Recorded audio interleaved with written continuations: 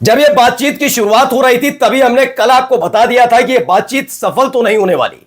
वजह ईरान की रिजिडनेस नहीं है, यानी कि उसकी हठधर्मिता नहीं है, बल्कि अमेरिका की हरकत है, उसकी करतूत है। आज तीन बड़ी खबर दिखाऊंगा। पहली ये कि यह पूरी की पूरी वार्ता फेल हो गई, यानी 2 हफ्ते के भीतर अमेरिका अपने आप को बहुत शांतिदूत दिखाने की कोशिश कर रहा था, उसका चेहरा बेनकाब हो गया।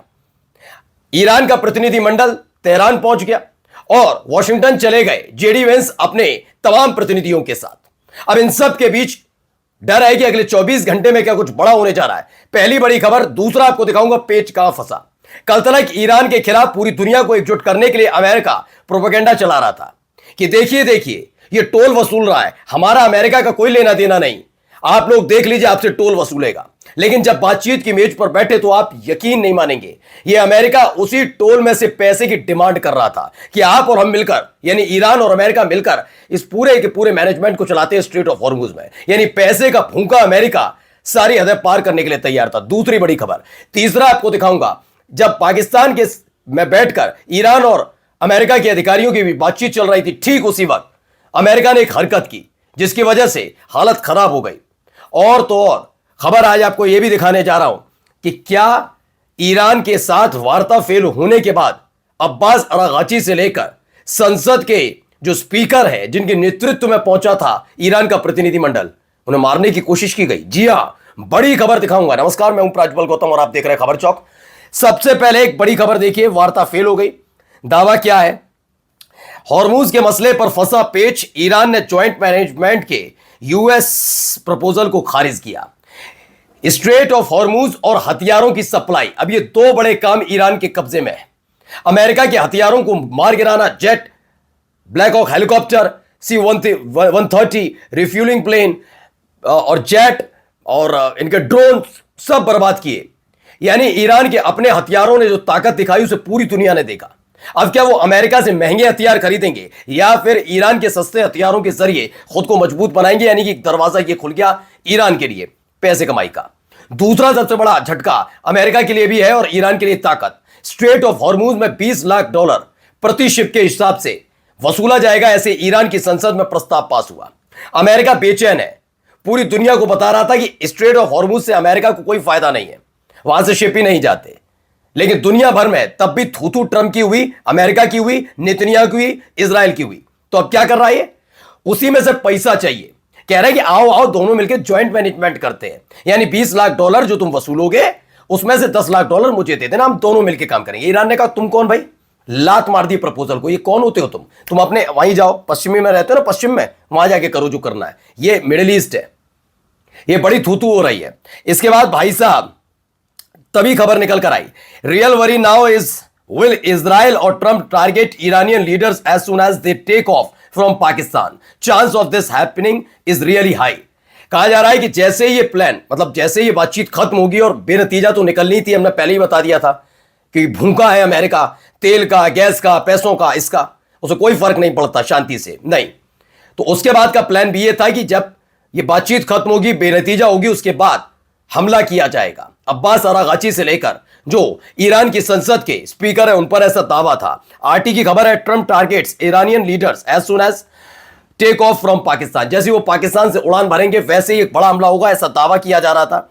इसी को लेकर देखिए रेयान रोजबियानी और निर्गत ईरानियन डेलीगेशन टीम मिनाव 160, मैंने आपको बताया था मिनाव नाम क्यों रखा। मिनाव वही स्कूल है जिस पर इजराइल और अमेरिका ने हमला किया था। 168 का मतलब 168 बच्चों की मौत हुई थी। वो ईरान की डेलीगेशन का वही नाम। जैसे ही ईरान के डेलीगेशन मिनाव 160 ने पाकिस्तान छोड़ा, उसके बाद पाकिस्तान हाई अलर्ट पर था to make sure the Iranian delegation returns to Iran safely, कि पाकिस्तान की जिम्मेदारी थी कि कैसे भी करके ईरान का डेलीगेशन सेफली तेहरान पहुंच जाए, क्योंकि दावा किया जा रहा था कि एक प्लान तैयार किया गया है। इस प्लान के तहत ईरान के इस प्रतिनिधिमंडल पर जब हवा में इनका एरोप्लेन होगा तभी एक बड़ा हमला किया जाएगा, जिससे सब खत्म कर दिया जाए। जैसे टॉप कमांडर, टॉप लीडर्स मारने की बात इजराइल और अमेरिका की तरफ से लगातार की जा रही है, लेकिन ये सब कुछ हो नहीं पाया। अब आइए अगला देखिए, चेहरा लटका हुआ है जेडी वेंस का, क्या कह रहे हैं जरा सुन लीजिए भाई।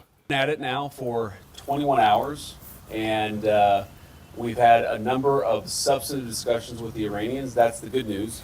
The bad news is that we have not reached the agreement. And I think that's bad news for Iran much more than it's bad news for the United States of America. So we go back to the United States having not come to an agreement. We've made very clear what our red lines are, what things we're willing. तो ये JD Vance है, फिलहाल उपराष्ट्रपति हैं, सपना देखा था Iran को सरेंडर करवाएंगे, ये फैलाएंगे, सरेंडर नहीं है, बातचीत हो जाएगी, ठीक ठाक हो जाएगा, देख लिया जाएगा, राष्ट्रपति बनने का सपना देख रहे थे, लेकिन सारा खेल खेला जा रहा था वॉशिंगटन से। वो जानते थे कि कोई पहुंचना ही नहीं है, बातचीत के आखिर तक जाना ही नहीं है, चेहरा लटका हुआ है। कह रहे एक अच्छी खबर है कि ईरान हमारे साथ बैठा, लेकिन दूसरी बुरी खबर ईरान के लिए है कि ये डील आखिरी मुकाम तक नहीं पहुंची, नो एग्रीमेंट, ये दावा कर रहे हैं और धमकी देते नजर आए, अगले 24 घंटे में कुछ बड़ा होगा। ऐसे में जब बातचीत हो रही थी तभी ईरान ने स्ट्रेट ऑफ हॉर्मुज से अमेरिका की एक करतूत को न केवल बेनकाब किया बल्कि उनके एक युद्धपोत को खदेड़ दिया। देखिए खबर निकलकर सामने आई, पहली ये खबर देखिए, इसमें दावा है ईरानी सेना ने इस्लामाबाद में बातचीत करने वाले अपने डेलीगेशन को सूचित किया कि एक यूएस डिस्ट्रॉयर फुजैरा पोर्ट से हॉर्मुज स्ट्रेट की तरफ बढ़ रहा है। ईरान ने पाकिस्तानी मध्यस्थों को बताया कि अगर अमेरिकी डिस्ट्रॉयर अपनी मूवमेंट जारी रखता है तो उसे 30 मिनट के अंदर टारगेट किया जाएगा, यानी हमला किया जाएगा और उसे पानी में डुबो दिया जाएगा। जबकि युद्ध के दौरान आपको याद ही होगा इनका एक जो शिप खड़ा था, युद्धपोत खड़ा था अब्राहम लिंकन, उस पर 100 मिसाइल दागी, ट्रंप ने पुष्टि की। एक और इनका खड़ा हुआ था गेराल्ड, उस पर 17 अलग अलग जगह से निशाना बनाया गया, उसको भी भारी नुकसान हुआ था, इसकी भी पुष्टि ट्रंप ने की थी। और अब जब सीज फायर चल रहा है और सीज फायर के वायलेशन का यानी उसको तोड़कर स्ट्रेट ऑफ हॉर्मुज में घुसने की कोशिश कर रहा था युद्धपोत, तो ऐसे में ईरान ने कह दिया इस बार तो ये गया। खबर क्या निकल कर आई? खबर है कि चेतावनी के बाद अमेरिकी युद्धपोत ने अपना रास्ता वापस लिया। ईरानी अधिकारी ने इसको कंफर्म किया कि हाँ ये बात सच है कि ऐसा ऐसा वहां पर हुआ था और खदेड़ दिया गया है अमेरिका का ये युद्धपोत, यानी हरकत करने। यूएस डिस्ट्रॉयर मूविंग, आरटी की खबर है कि US destroyer moving toward strait of Hormuz turn back after Iranian warning. Tasnim news ने इसकी पुष्टि की। उन्होंने पाकिस्तान में मौजूद अपने ईरान की डेलीगेशन जिसमें अब्बास अरागाची भी मौजूद थे उनको सूचित किया कि एक युद्धपोत जो स्ट्रेट ऑफ हॉर्मुज में घुसने की कोशिश कर रहा है उसे खदेड़ दिया है। अब आप समझिए डबल बात। एक दिन पहले हमने आपको खबर दिखाई कि अमेरिका के ऑफिशियल्स की तरफ से एक खबर फैलाई जा रही है कि इस युद्ध के दौरान, इस जंग के दौरान, इस तनाव के दौरान ईरान ने स्ट्रेट ऑफ हॉर्मुज में पानी के अंदर माइंस बिछा दी थी। ठीक है, अब वो माइंस बिछा तो होती है लेकिन ईरान को पता नहीं कहां माइंस बिछाई, यानी स्ट्रेट ऑफ हॉर्मुज खतरे से खाली नहीं है। मैंने तब भी कहा था ये प्रोपेगेंडा है। क्यों प्रोपेगेंडा है? अगर वाकई माइंस नीचे बिछाई गई हैं स्ट्रेट ऑफ हॉर्मुज में तो युद्धपोत क्या है? कोई अमृत पी के आया है क्या? युद्धपोत क्या हवा में उड़ता हुआ निकलेगा? वो जाएगा तो वहीं से। तो क्या माइंस की चिंता अपने युद्धपोत की अमेरिका को नहीं थी कि उसे ब्लो अप हो जाएगा? यानी वो एक दिन पहले जो खबर थी वो पूरी तरह से झूठ थी। ईरान ने माइंस बिछाई थी, ये बात सच है, और उस माइंस को हटाने का भी पूरी जिम्मेदारी ईरान की है, वो हटा लेगा। अमेरिका बेवकूफ बनाता है लोगों को, जिससे ईरान के खिलाफ पूरी दुनिया खड़ी होगी। स्ट्रेट ऑफ हॉर्मुज को पूरी तरह से बंद कर दिया, माइंस बिछाकर वहां ऐसे हालात पैदा कर दिए अब आगे से कोई भी शिप वहां से गुजर नहीं पाएगा। अगर ऐसा ही है तो क्यों जा रहा था युद्धपोत? ये बेवकूफ बनाते हैं क्योंकि थू थू हो रही है ट्रंप की, नितनिया होगी। आगे देखिए खबर, इसमें दावा भी किया जा रहा है, अल जजीरा की भी रिपोर्ट है। हाँ, मेगाट्रॉन ने बताया कि अल जजीरा ने रिपोर्ट की कि ईरान को इन्फॉर्म किया गया जब पाकिस्तान के पास पहुंचे थे, पाकिस्तान मौजूद थे, कि भाई एक अमेरिका का वॉरशिप है। If the movement of the US worship continue it would be targeted in 30 minutes. ये टारगेट हिट करने की बात कही गई और इस टारगेट के साथ ही क्लियर कर दिया गया कि किसी भी कीमत पर हमला करके हम आपका ये युद्धपोत डुबो देंगे। फिलहाल अमेरिका बेनकाब हो चुका है, चाहत जो थी वो पूरी हो नहीं पाई।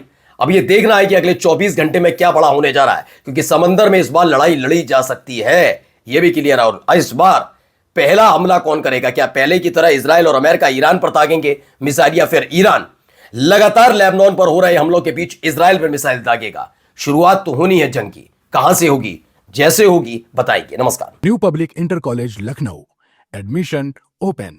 फॉर मोर इन्फॉर्मेशन कॉल 0522 282232 और 7755 089585।